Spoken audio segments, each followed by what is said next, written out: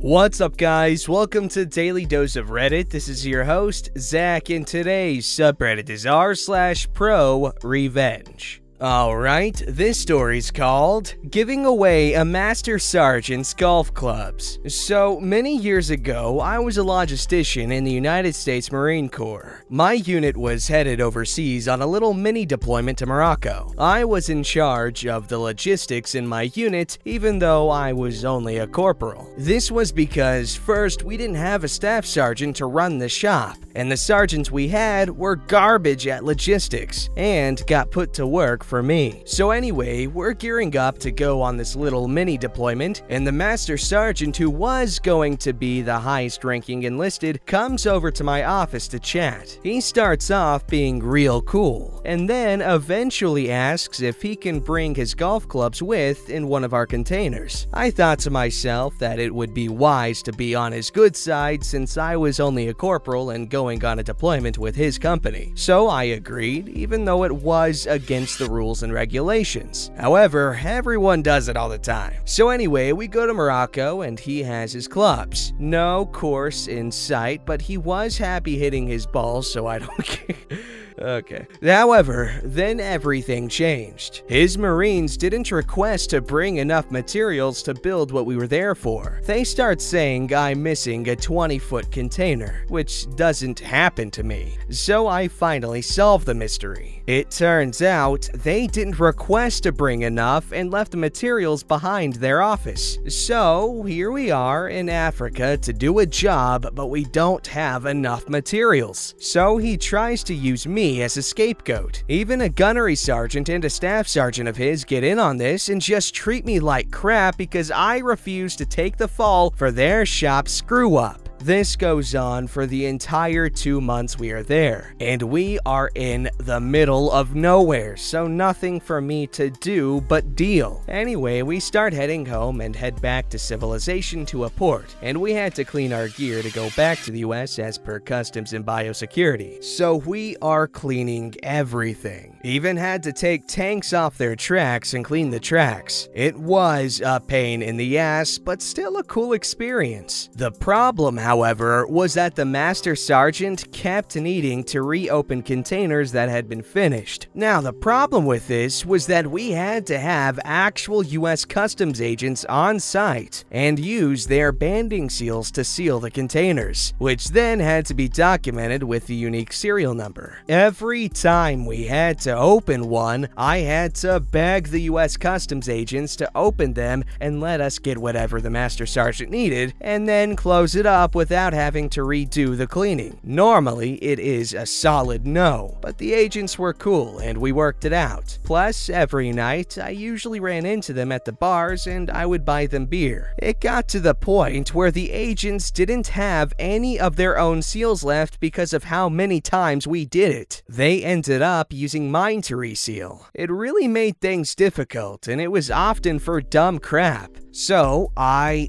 finally had it. It was literally the last day we had for cleaning, and of course, the Master Sergeant wanted something else. So I asked the agents. They were really fed up with it. However, I then asked, "Do either of you guys golf?" One of them said yes. I said, "Then we need 2 containers opened." So we got the dumb crap for the Master Sergeant, then we went to the other container where I knew the Master Sergeant's golf clubs were hiding. I opened the container, pulled out the clubs, and gave them to the agent. He looked at me and I just said, "I don't want to hear crap about opening any more containers." He was cool with it and got in his car. No issues from there on. Anyway, we get back to the States and the ship pulls in with the gear and we got it home no problem. A week later, the Master Sergeant comes into my office. He's all buddy-buddy again. He then asks where his golf clubs were. I said, "My guess is your garage or your closet?" He forces a chuckle and says, "Ha ha, okay, come on dog, where's my clubs?" I then said, "I don't know what you're talking about, Master Sergeant." He then said, "My clubs in the container?" I then explained to him that per the Department of Transportation Regulations, Chapter 3, I even had it down to the subchapter and paragraph letter, that no personal gear can be shipped inside of military cargo containers. He then starts getting mad, and I keep repeating the paragraph. He loses it, grabs me, but my shop's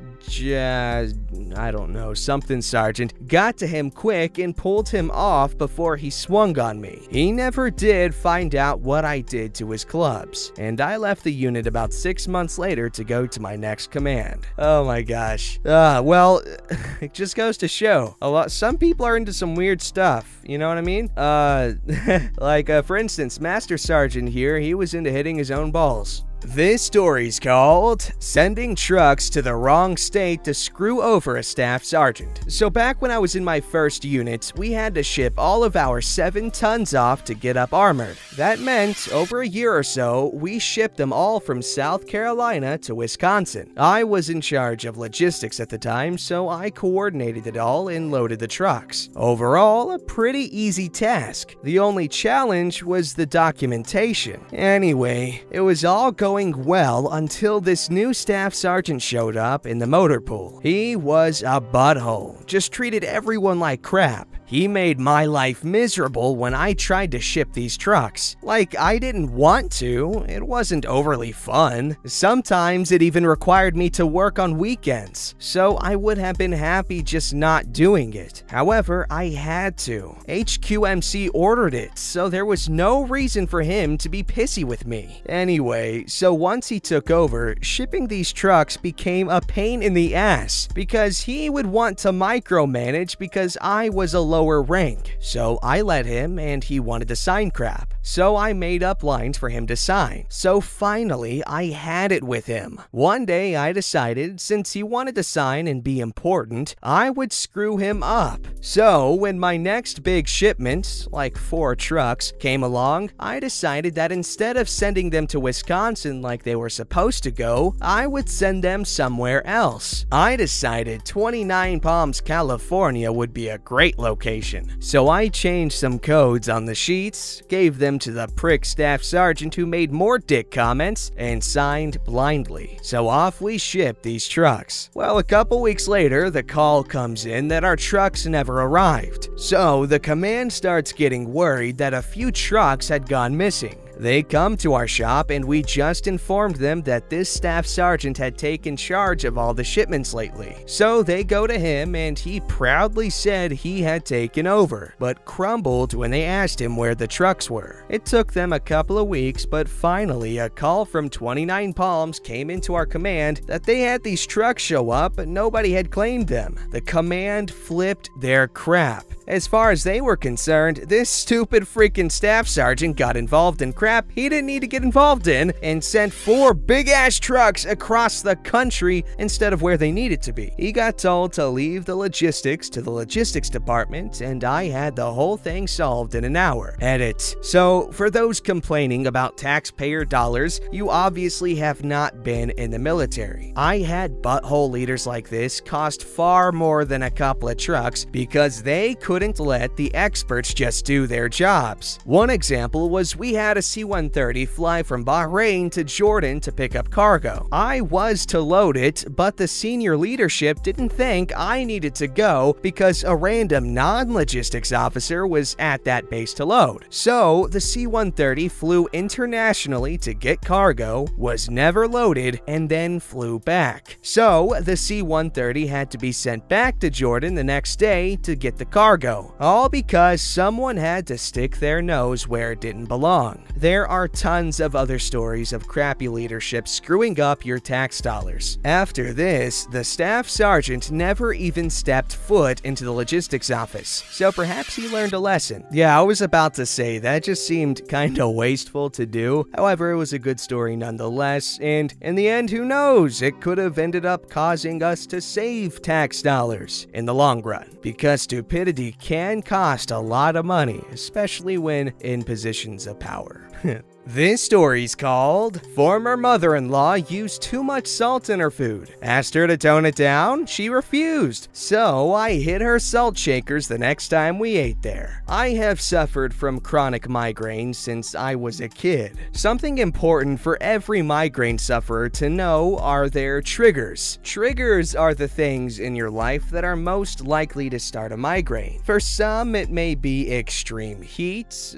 For others, it's stress. And for me, it's salt. I can't have a lot, and if I do, a migraine will start almost right away. Due to this, I can only have Chinese food every once in a while, and I have to be very careful to read labels for sodium content. Migraines hurt like a mother-father, but can also send me to the ER, which is expensive. My ex-mother-in-law, I'll call her Karen, loved to cook and added too much salt to everything. It didn't take me long to notice that right after eating a meal prepared by her, my head would start beating like a drum. We had dinner with them every Sunday, so my ex went to Karen, explained my situation, and asked her to tone down the salt. Karen was not happy. She thought changing the ingredients of her food would alter the taste too much. She agreed to cut back, but the very next time we had dinner with them, I went home feeling like my head was going to explode. And I knew she hadn't. My wife asked her about it later, and Karen said she'd originally cut the salt, but after tasting it, decided it wasn't flavorful enough and added it back in. She told my wife she wouldn't sacrifice flavor for me, so that's the last time we had Sunday dinner there. Months later, we had to go there for a birthday party. We arrived early, hours from dinner, so Karen hadn't yet started cooking. I was in the kitchen getting a beverage and saw her precious salt shaker sitting on the counter. I picked it up, went into the pantry, and hid it behind some boxes of cereal. While there, I saw the round refill container. Grabbed that and hid it too. Hours later, Karen is cooking and we hear a commotion. She's upset she can't find her salt shaker.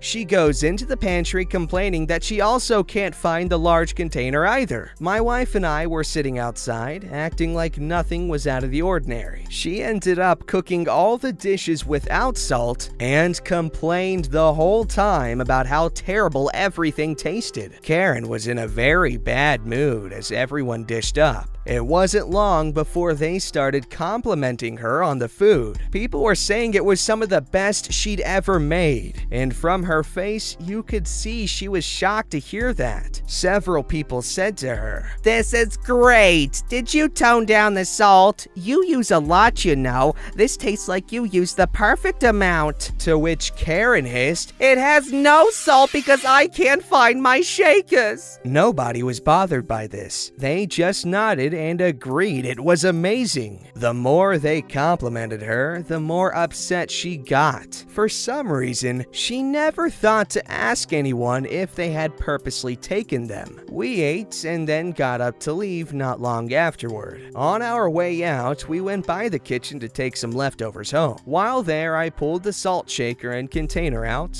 put them in our bag, took them home, and trashed them. It was the first time I had eaten a meal with that family and not gone home with a migraine. Wow, okay, so I do understand that too much salt in food can taste really bad, but it's also worth noting that salt adds flavor. Not just saltiness, but it brings out the flavor in a lot of other things. So food with a little bit of salt can be good, but no salt at all in a dish that originally used a lot of salt? That's something weird. Okay, last story is called Screaming Kid on Plane. Years ago, a guy that worked with us died. His wife was pissed. He'd promised we'd travel someday, and now what? I went back to the office and decided I was traveling while I could. I was 40. I booked a flight to Aruba. On the plane from LAX to Miami, this kid, about 3, kept screaming the entire flight. His parents refused to intervene, to the point the entire plane was angry. The flight crew offered to get him soda, crackers, peanut peanuts. Both the parents believed it would encourage him to learn to throw fits when he wanted to. It was pretty contentious between everyone talking to the crew, asking to speak to the captain, etc. I was fuming inside. We got to Miami and everyone basically rushed away. After a few hours, it was time to board for Aruba, and who should show up out of nowhere? Yep, the parents and the crying kid, all the way to Aruba. Some of the people from LA to Miami were there, and we all vented about the absolute ridiculousness of the parents letting the kid cry and whine and throw a tantrum for hours without at least swatting him. 1 week in absolute solitude. I promised all my coworkers, no women. This was a me relaxing and not chasing. Sunday, 1 week later rolls around and the same faces show up that we flew in with. We're sharing stories about four-wheeler rides, scuba trips, etc. Here they come. The 3 people we were glad we'd never see again. The kid is still freaking whining. The man comes up to me and says, "Hell of a place, eh? Do you know what time it is? My wife packed my watch." It was 2:30, and I said, "Oh, it's 1:30. We're all here early to do the duty-free thing." And he thanked me and headed to the food area with his wife and screaming Luigi. As soon as they were around the corner, these 2 girls came running over. "Did you just lie to that man?" I said, "I couldn't take another flight with him." And every single person got up and high-fives me. Then it got tense. As we were boarding the plane, there was a possibility that the family would somehow show up. All eyes on the corner, hoping no one would come around running, "Hold the door!" etc. When we were all seated and the door was pulled closed after the longest 10 minutes of our lifetimes, we all cheered. High fives all around again. I was bought a drink. I had to explain that I don't drink because I heard the talk of the others wanting to do that too. Nope, just never liked it. As we pulled back, we could see them looking out the window. I knew they couldn't see me, but I was still hiding in my seat. In Miami, I was hugged by a bunch of passengers. Ha. I still remember the emotions when they walked to the food court. It was crappy, but I'm okay with that. Okay, you know what? If they missed the flight, that is 100% on them, because I am 100% certain that they do announcements before the gate closes. "Oh, the gate's closing in 10 minutes. Make sure you get your ass over here." And people don't miss their flights. Or that's how it's supposed to work, so if they missed it, that's on them. And they're supposed to be watching the clock. Come on. What? Don't forget to like, subscribe, and hit that bell to never miss an episode.